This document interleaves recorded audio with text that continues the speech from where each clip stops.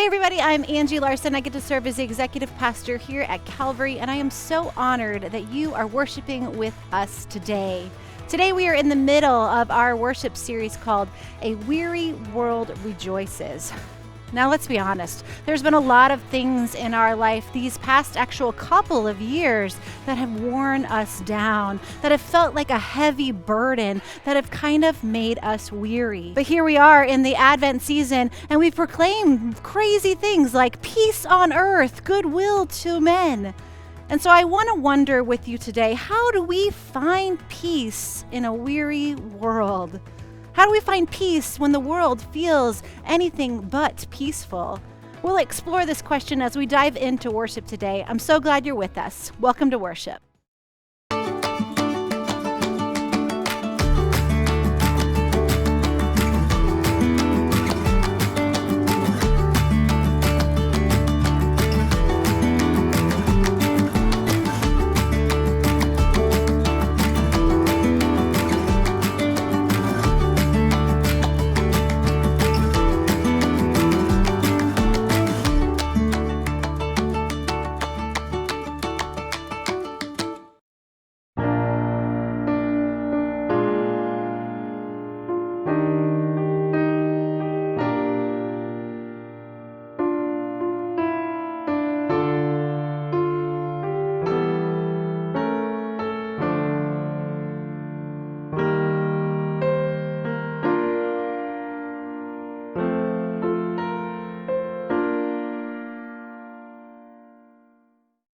So we celebrated a couple of birthdays at my house these past couple of weeks. I have a couple of late November birthdays in my family.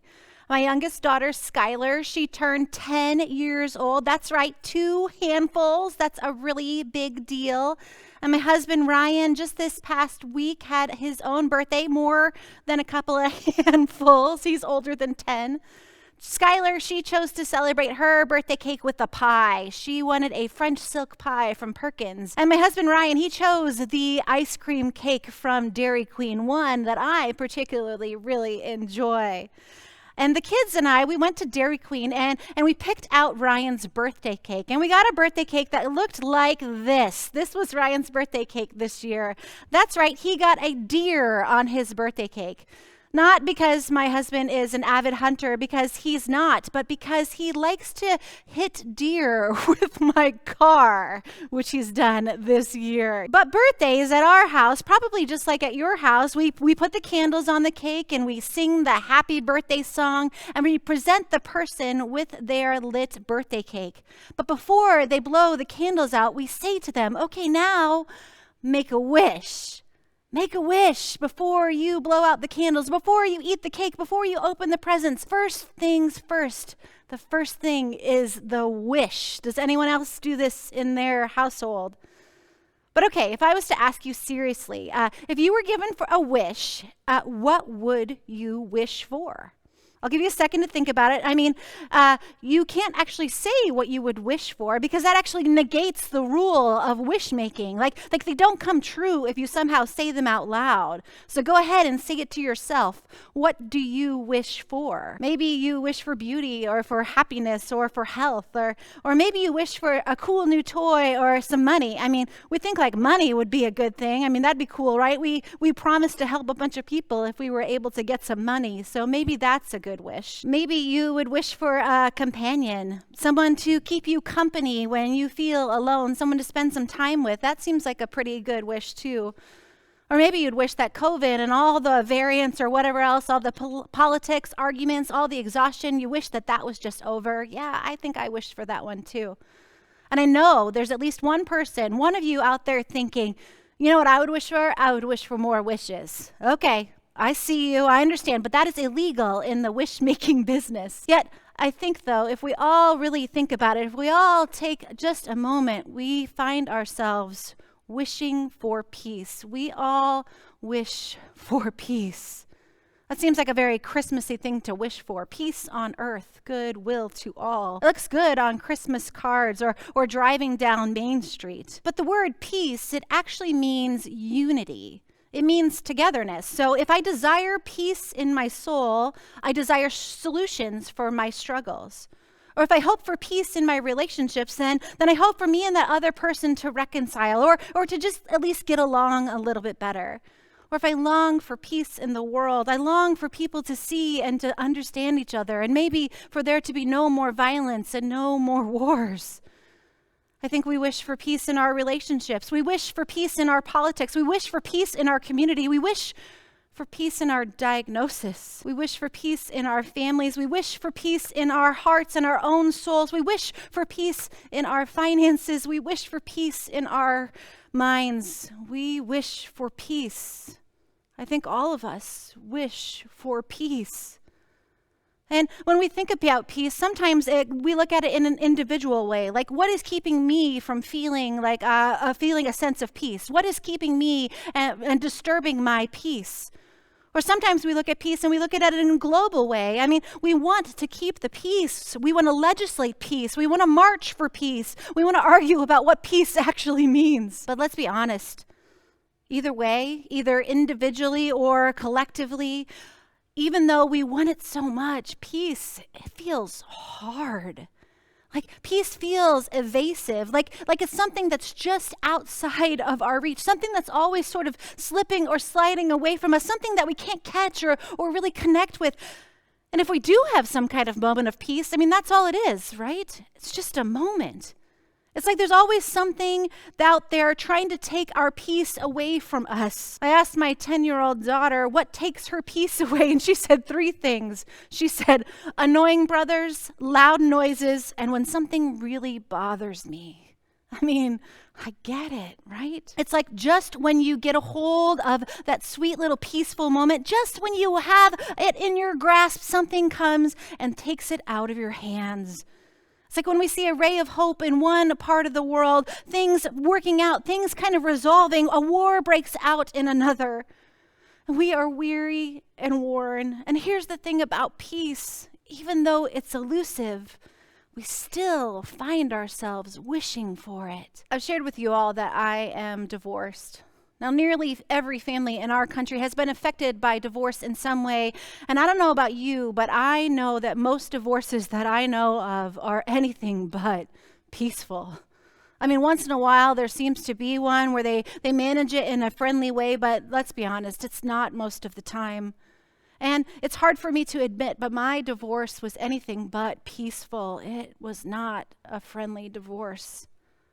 You see, my first husband, Carl, he left me and our 2 kids when I was 25 years old, and the kids were 5 years old and 1. And we didn't see him for a while. And so I filed for divorce, and he signed it, and then that was that. And he moved to another state and got remarried, and then I moved to Iowa where my parents were living so I could get the help that I needed in order to be a single mom. I was working full time at the time, and I needed that extra support. And it was during that time that I met and fell in love with Ryan and my husband. He became my husband, and things really went well for our family. And things were fine for a while. My kids hurt because they didn't have any contact with their dad, but Ryan was really pretty great at filling in that void in our lives. And Ryan and I, we were married for about a month when out of nowhere, late at night at my house, the doorbell rang. And I went to the door and I saw a police officer standing there holding an envelope, giving me papers, serving me court papers that asked for custody of my kids, full custody. You see, Carl had moved back to Iowa where we were living. So all of a sudden, my newlywed bliss, it just broke all into pieces. It just scattered into a million pieces when I was handed that envelope. My relationship with Carl was strained, and it was painful, and it was hard. And it caused so much internal unrest, so much frustration, and so much anger. It kept me up at night, and I get text messages and emails that were toxic and mean. I had this knot in my stomach like all the time. My thoughts were always racing about how I was going to respond and what I was going to respond with and what I would say if he said this thing or if he said that thing. I'd argue with Carl in my own head, thinking about how unjust this all was. And I'd wake up in the middle of the night and I would problem solve. I would problem solve thousands and thousands of scenarios that just might come sometime in the future. During this, the peace was elusive for me. I felt like I was unraveling the whole time. I thought, if I can just fix this problem with Carl, then I will get better. Then I'll be able to sleep at night. Then I will feel at peace. You see, I think this is true for all of us. I think we think that peace is some kind of puzzle. Like, if we tend to just get all the pieces together and make it look like it does on the box and just keep it that way, then maybe we will experience calmness. Maybe we will experience wholeness. Maybe we will experience peace. Like, if I can just get my thoughts under control, then I'll be at peace. Or if I can just get this relationship with this person worked out, then I'll be at peace. Or if I can just focus on my meditation app for 5 minutes a day, then blissful calmness will be sent my way. Or if I just get this health concern taken care of, then I'll find a moment's rest. My friends, this isn't how peace works, because there always seems to be something ready to take one of those puzzle pieces out of our lives, something that just wants to come along and wreck the image that we have, ready to make us hustle to go back and try and put it together again. So I want to wonder with you today, where do we find peace? 2,000 years ago, peace seemed harder than it even does today. I know that's hard to believe. At that time, the Roman Empire stretched all the way from modern-day Turkey to modern-day England. It was this huge empire. And the motto of the empire was this. It was Pax Romana. Here is it on the money of the time. Pax Romana. This actually literally translates to the words Roman peace. The Romans at that time, they claimed to offer a peaceful empire to everyone under their ruling. And their strategy for doing this was 3 things: invasion, oppression, and fear. The way they controlled everyone, the way that they sought peace was fear. If anyone stepped out of line or questioned or didn't pay their taxes or even just looked at a Roman soldier in the wrong way, they would be tortured, imprisoned, killed, and crucified. Doesn't sound very peaceful, does it? Yeah, Pax Romana. But yet it was right at this very terrible time in history that the Jewish people prayed and prayed that God would deliver them from the fear, that God would bring peace into their lives, into this existence, and that God would send someone to give them the upper hand, someone to hold them together, to bring unity and togetherness to their people. So God did. But God did something that no one would imagine. God doesn't send a warrior. Instead, God sends an angel to a poor teenage girl named Mary, who's engaged to a carpenter named Joseph. And the angel shows up to Mary and says this to her: "Greetings, you who are highly favored, the Lord is with you." Mary was greatly troubled at his words and wondered what kind of greeting this might be. But the angel said to her, "Do not be afraid, Mary. You have found favor with God. You will conceive and give birth to a son, and you are to call him Jesus." And Mary wonders what this all means for her and for her community and for her people. So she asks, "How will this be?" Mary asked the angel, "since I am a virgin." "How are you going to do this, God? Don't you see what's happening in my world? God, don't you see that the Romans are killing and hurting people every day and calling it keeping the peace? How are you going to make this big, huge thing happen with just a poor teenage girl?" But then the angel explains the key to Mary. Says, "Mary, you're not going to do it alone. God is going to go with you." The angel answered, "The Holy Spirit will come to you, and the power of the Most High will overshadow you. So the Holy One will be born, will be called the Son of God. For no word from God will ever fail." God makes this promise right here to Mary, that God is not going to fail her. Not that she's not going to have hard times, because if you've heard about Jesus at any point in your life, you know that he is not going to be an easy person to raise. I mean, honestly, for more than most people, Mary is going to have hard times. She's going to experience problems and pain. She's going to have to run away from people that are trying to chase her down and kill her. She's going to have to watch people hurt and try her son. She is going to experience grief and loss in the most painful way. But God promises to be with her through it and on the other side of all of that too. God promises to do so, and God keeps God's promises. So Mary responds, "Okay, I am the Lord's servant. May your word to me be fulfilled. My friends, peace isn't found in the absence of problems. Peace is found in God's promise.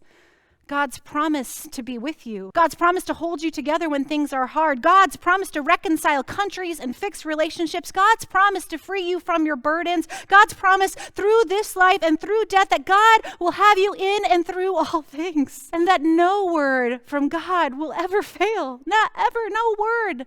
None of God's promises fail. God is always faithful. God will hold the puzzle together, all the pieces of your life, all the pieces of the world, and God is working this puzzle, putting people and places together and inviting us to do the same. Peace is found in God's promise. Now, it may not look like how you've imagined, how you thought peace was going to come into the world, how you thought things were going to work out. But my friends, Jesus wasn't what the world imagined a savior to look like either. After months of lawyers, Carl and I settled out of court to figure out what we were going to do to share time with our kids. We both didn't get everything that we wanted, but we came up with a workable deal. And it was tense and awkward and uncomfortable and terrible with Carl. We wouldn't sit near each other at our son's soccer games, and we'd say very little to each other when dropping our kids off, and things would get tense, and then there was this unrest always, this feeling between us. This lack of peace in our relationship was always there. And after years of holding this tension between Carl and I, holding this distress, one morning I got up and I went and I checked my email on my computer, and I saw that I had gotten an email from Carl that night. So I thought, okay, what does he want now? But then I read it, and it was a long email. And Carl had explained to me in this email how he was sorry for how things were between us. That he was sorry for suing me for custody for our kids. And he was sorry for all the hurtful things that he had said and done. And he said he came to this realization because Jesus had done something unexpected in his life. And that he couldn't really put words to it and couldn't really explain it. But he knew that he needed to come to peace in our relationship. And I'll be honest, this still blows my mind. That God could take something so out of place, something with so many broken pieces, and offer reconciliation. That God could pull it back together, and it was awkward, and it was sometimes messy, but it was really good reconciliation. Sometimes when our kids were struggling, I kid you not, Ryan and I would go together with Carl and his wife Melissa, and we would pray together for our kids. I mean, that's weird, right? And then later, our kids from our second marriages would learn to hang out with each other and become friends. They'd sit on the sidelines of the soccer games and band concerts and hang out with each other. They still, to this day, Snapchat and text each other. All this reconciling work, all this peace work, all this bringing the puzzle back together beyond any of us, beyond anything that Carl or I ever did, all through God doing God's work, because no word from God will ever fail. Jesus says, "Peace I leave with you. My peace I give to you. I do not give to you as the world gives. Do not let your hearts be troubled, and do not be afraid." Later, Jesus says, "I have told you these things that you may have peace. In this world you will have trouble, but take heart. I have overcome the world." And in Philippians it says, you will experience God's peace, which exceeds anything we can understand. So my friends, whatever's going on in your life right now, whatever is unsettled in your heart, whatever is keeping you up at night, whatever's making you weary, whatever's got you at war with yourself or at war with other people, whatever work, stress, or worry, whatever fear over new variants or pushed healthcare systems, whatever illness or addiction, whether it's bullies or family expectations, whether it's a relationship conflict or a legal battle, or whether it's global injustice or war or whatever it is that is taking your peace, I want you to know that peace isn't found in the absence of problems. Peace is found in God's promises. And God promises you this right here today. God promises you this, that not that you won't struggle, but that you aren't alone in it. God sent God's Son Jesus so that we can enjoy peace even when all the weariness and brokenness is swirling around us.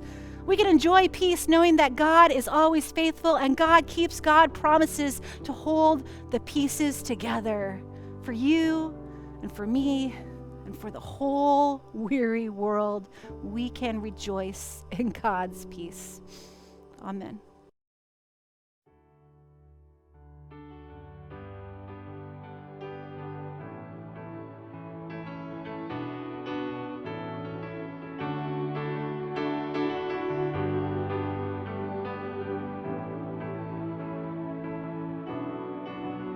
Oh, you've come to bring peace, to be love, to be nearer to us. You have come to bring life, to be light, to shine brighter in us. So amen. You will guide with us. Our deliverer, you are Savior. In your presence we find our strength. Over everything, our redemption, God. With us, you are God. With us, oh, you come to be hope to this world for your honor and name, and you come to take sin, to bear shame, and to conquer the grave. Oh, Emmanuel, God with us.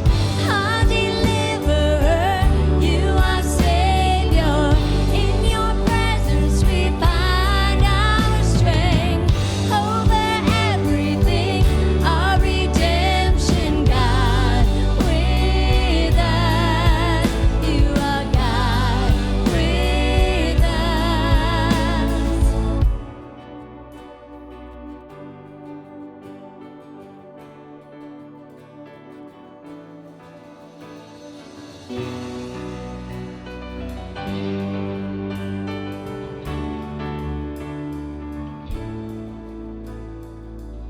You are here, you are holy, we are standing in your glory. You are here, you are holy, we are standing in your glory. You are here, you are holy, we are standing in your glory. You are here, you are holy, we are standing in your glory, Lord. Our deliverer, you are Savior. In your presence we find our strength. Over everything, our redemption, God. With us, you are God. With us, our deliverer, you are Savior. In your presence we find our strength. Over everything, our redemption, God. With us, you are God. With us. Yes, thank you so much for joining us for worship today. Truly, God is with us. Please join us in praying the Lord's Prayer. Our Father, who art in heaven, hallowed be thy name. Thy kingdom come, thy will be done on earth as it is in heaven. Give us this day our daily bread, and forgive us our trespasses, as we forgive those who trespass against us. And lead us not into temptation, but deliver us from evil. For thine is the kingdom and the power and the glory forever and ever. Amen. Thank you so much for joining us for worship today. I hope and pray that it has brought you some peace. peace in the promises that God makes to you and to me and to the world. If you're somebody who's new to Calvary, we would love to get to know you. If you'll go on our website, www.calvaryalex.org, and click on the I want to sign up for emails button. We found that this is the easiest way for us to get the message, the good news out of all the things that God is doing through Calvary here at this time. And I'm excited to tell you about some of the things coming up here at Calvary this Advent season. We've created a special website, www.christmaswithcalvary.com. And this website will show you all the things that we have going on this season, things like our giving tree. Calvary is proud to partner with United Way of Douglas and Pope County for their Christmas gift program, as well as partner with Globe Serve International Ministries in Ghana, West Africa, to provide families with life-saving mosquito nets. You can find ways to give on the Christmas with Calvary website. When you go check that website out, you'll also see all the special events that we have planned. Things like Kids and Carols this weekend on December 5th here at Calvary from 2 to 4 p.m. And things like Carols and Cocktails, a night over at Gathered Oaks for adults on Thursday, December 9th from 6 until 8. We also have an event here called the Night for Weary Hearts for those of you who are like me who feel the weariness of grief during this time of year on December 12th. On the same website, you'll see all the worship times that we have planned for in-person services, as well as our virtual, cable, and radio services that will be taking place this Christmas season. And now as we close our time together, we're going to close with a time of offering. We are so immensely grateful for your generosity to keep all the mission and ministry that God has given us here going. And we're so thankful for you and for your gifts. There are 4 ways that you can give, and they are on your screen. The first is that you can go to the website, www.calvaryalex.org, and click on the button that says Give. The second is that you can Venmo us with the Venmo address on your screen. The third is that you can write a check and mail it in to the church office at 605 Douglas Street, Alexandria, Minnesota, 56308. Or the fourth is that you can call the phone number on your screen, and we will help you get it figured all out. Hey, have some peace today. God has got you.